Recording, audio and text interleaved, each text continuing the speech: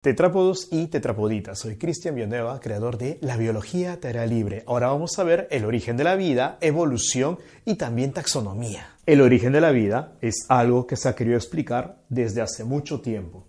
Una de las primeras explicaciones es la de Aristóteles. Él nos plantea la generación espontánea, en la cual la materia inanimada o la materia descompuesta puede formar un ser vivo por medio de un soplo de vida también llamado entelequia. Él llegó a esta conclusión debido a que vio cómo del barro salían peces o cómo del barro salían ranas. No hay evidencia empírica de esta teoría, por lo tanto no debería llamarse teoría, debería llamarse más bien hipótesis o en todo caso simplemente una idea. Sin embargo, por mucho tiempo circularon libros como por ejemplo el de Van Helmont, donde habían recetas para crear ratas a partir de una camisa con sudor, trigo y miel. Y además tenía muchos seguidores como Newton, Descartes, etc., basados en algo llamado el principio de autoridad. El principio de autoridad es una falacia. Consiste en afirmar que algo es correcto debido a que una persona con mucho conocimiento lo dice, o en todo caso basado en el prestigio de una persona. Esto lo podemos ver a diario. Por ejemplo, es verdad porque lo dijo el profe, es verdad porque lo dijo papá. Las personas podemos equivocarnos, por lo tanto, tanto el profesor como papá pueden tener ideas erróneas, y el hecho de aceptarlo solamente porque ellos lo dicen nos puede llevar a errores. En este caso, justamente fue la generación espontánea, que todo el mundo lo aceptaba simplemente porque lo había dicho Aristóteles, a pesar de que no había una evidencia empírica de que esto sea correcto. Tiempo después, Francesco Redi nos propone la biogénesis, en la cual él nos explica que todo ser vivo proviene de otro ser vivo. Y con esto él está refutando la generación espontánea. ¿Cómo llegó a esta conclusión? Fácil, haciendo un experimento. Sí, ahora ya hay evidencia empírica debido a que se utilizó el método científico. Él separó 3 frascos. Un frasco con carne destapado, un frasco con carne y tapado con gasa y un frasco con carne tapado con tela. El frasco con carne y destapado sería el grupo control, mientras que los otros serían los grupos experimentales. Rey tenía la idea de que las moscas no eran generadas por la carne, sino venían del exterior. Los defensores de la generación espontánea decían que la carne producía moscas. Al poner el frasco destapado, vemos que aparecen moscas. Redi sabía que venían de afuera, pero los defensores de la generación espontánea dijeron que la carne era la que producía las moscas. En un experimento a continuación, él tapa el frasco con gasa. ¿Para qué? Para permitir de que entre el aire con la supuesta entelequia, pero no entren las moscas. Y aparecen moscas, sí, pero afuera. ¿Por qué? Porque como es una gasa, el olor sale y el olor atrae a las moscas. Si la entelequia fuera cierta, si el soplo de vida existiera, las moscas deberían salir adentro. La prueba definitiva la da el tercer frasco, que lo tapa con tela. No aparece absolutamente nada, debido a que, como el aire no entra y el aire no sale, no atrae a las moscas.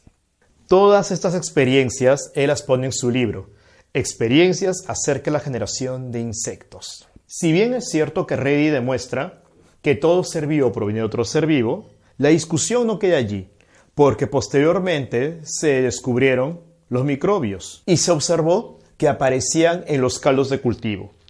Por eso hubo un versus entre Lázaro Spallanzani y Needham. Spallanzani era defensor de la biogénesis y Needham era defensor de la generación espontánea. Spallanzani decía que los microbios estaban en el aire, mientras que Needham decía que los microbios se formaban a partir de los caldos de cultivo. Ambos hicieron un experimento. En el caso de Spallanzani, hirvió un caldo de cultivo y dejó el frasco tapado. Needham hirvió el caldo de cultivo, pero dejó el frasco destapado. Como el frasco estaba tapado, en el caldo de cultivo de Spallanzani no apareció nada.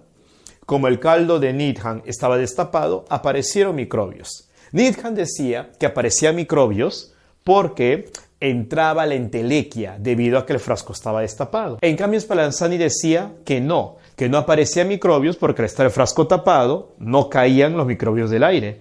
Needham dijo que Spallanzani estaba equivocado, Más bien, al tapar el frasco, no entraba la entelequia y por eso no sabía nada. Ahora, acá hay un detalle importante.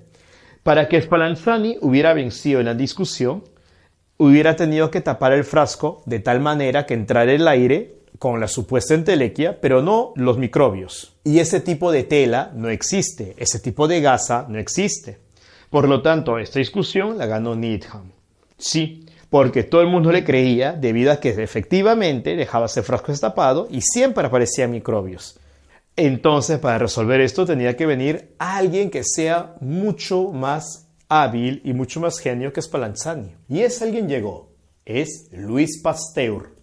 Louis Pasteur es muy conocido debido a que él es el Master of Puppets. Él es el amo de la microbiología. Él descubrió cómo es que ocurría la fermentación, él descubrió los compuestos racémicos, etcétera, etcétera, etcétera. Louis Pasteur sabía que los microbios estaban en el aire. Por eso es que él creó este matraz con el famoso cuello de cisne, para que pudiera entrar el aire, pero no pudieran entrar los microbios, porque por la forma del cuello, los microbios se quedaban atorados aquí, en el doblez, en el cuello. Puso caldo de cultivo, lo hirvió para matar a los microbios, es decir, lo esterilizó y dejó el frasco descubierto. Si la entelequia existiera, al poder entrar deberían aparecer microbios. Pero aquí viene el punto, no apareció nada. ¿Por qué? Porque como él decía, los microbios están en el aire. El aire entraba, pero los microbios no, porque se quedaban aquí. Por lo tanto, él refuta definitivamente la generación espontánea y también refuta definitivamente la existencia de la entelequia. Ahora, si está demostrado finalmente que todo ser vivo proviene de otro ser vivo, esto me causa un problema. Porque si todo ser vivo proviene de otro ser vivo, ¿cómo es que aparece la vida si al inicio no había un solo ser vivo? La primera posible respuesta a esto fue la panspermia, o también llamada teoría cosmogónica.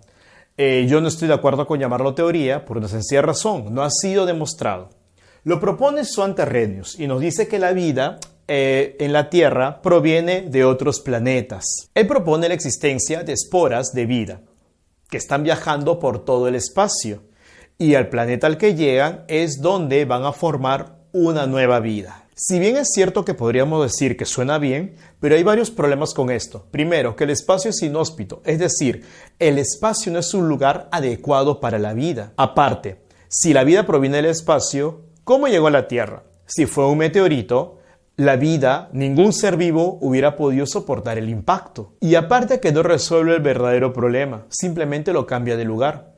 Porque si la vida viene de otro planeta, la pregunta es, ¿y cómo apareció la vida en ese planeta? Él trató de resolver todos estos problemas que no tenían respuesta diciendo que la vida era infinita, es decir, que no tiene ni inicio ni final. Y es aquí donde aparece la teoría quimiosintética, o también llamada la teoría de la evolución química, propuesta por Oparin y Haldane, en la cual nos dicen que la vida aparece en la Tierra en condiciones diferentes a las actuales. La idea principal de esto es que las moléculas inorgánicas se convierten en moléculas orgánicas con el paso del tiempo, y a esto lo va a llamar evolución química. Posteriormente nos dice que las moléculas orgánicas van a abundar en la Tierra, y estas moléculas orgánicas van a tener funciones de enzimas, es decir, catalíticas. Van a poder acelerar las reacciones químicas.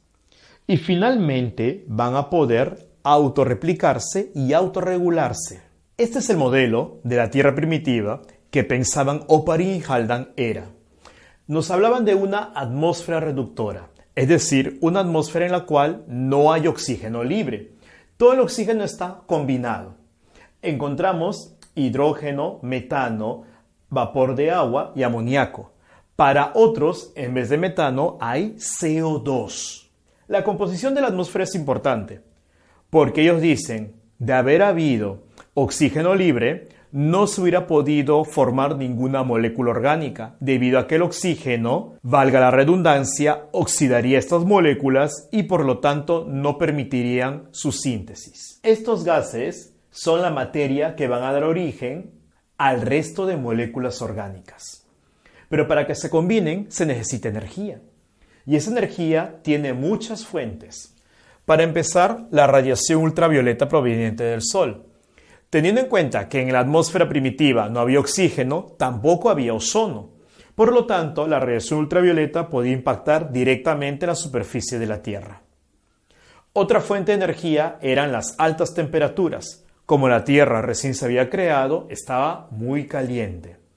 Otra fuente de energía son las descargas eléctricas, producto de las tormentas. Además, había una gran actividad volcánica que nos daría energía y también materia del interior de la Tierra. Otras fuentes de materia serían los meteoritos que vienen del espacio exterior, que también acelerarían este proceso. Entonces, toda esta materia y toda esta energía se combinarían en el océano. Y al océano se le llamaría sopa prebiótica, debido a que según ellos, como se combina todo esto y se acumulan moléculas orgánicas a lo largo del tiempo, en algún momento en el océano habrían más moléculas orgánicas que inorgánicas. Y estas moléculas orgánicas seguirían uniéndose entre sí hasta formar burbujitas llamadas micelas. A estas burbujas llamadas micelas, Oparin las llamó coacervados, porque para él es la etapa intermedia entre lo no vivo y el primer ser vivo. Obviamente que este modelo nos da a entender de que esto no ocurre de un momento al otro, sino ocurre en mucho tiempo. ¿Por qué esto sí se lo llama teoría? Porque sí hay evidencia empírica al respecto, es decir, hay experimentos. Justamente el experimento de Miller y Urey nos demuestran que sí es posible la evolución química. Acá ponen una mezcla que es sometida a altas temperaturas para imitar el calor de la Tierra primitiva. Y estos gases que se forman van a imitar la composición de la atmósfera primitiva. Y sobre ellos se aplican descargas eléctricas. Ahora recuerda, ellos no ponen CO2, ponen, date cuenta, metano. Con respecto a la atmósfera primitiva, no se sabe exactamente cuál era la composición. Algunos ponen CO2 y otros van a poner metano. Pero al menos esta es la composición que usaron Miller y Urey. Las descargas eléctricas van a ser la fuente de energía que van a hacer que estas moléculas reaccionen entre sí. Si bien es cierto que no era la única fuente de energía en la Tierra primitiva, es la fuente de energía que ellos utilizan. Luego, las moléculas obtenidas se condensan por medio del frío y se separan en un frasquito. Al cabo de varias semanas de este experimento, se obtiene que estas moléculas inorgánicas dieron origen a aminoácidos urea, ácido acético, cianuro de hidrógeno, formaldehído, azúcares, etc. Por lo tanto, es plausible que así sí haya podido aparecer la vida. A nivel pre podríamos decir que aquí termina la discusión. Sin embargo, en la actualidad hay muchas cosas más por entender. Porque, por ejemplo, ¿cuál fue la primera molécula? Se supone de que ha sido el ARN, debido a que el ARN es el precursor de prácticamente todo.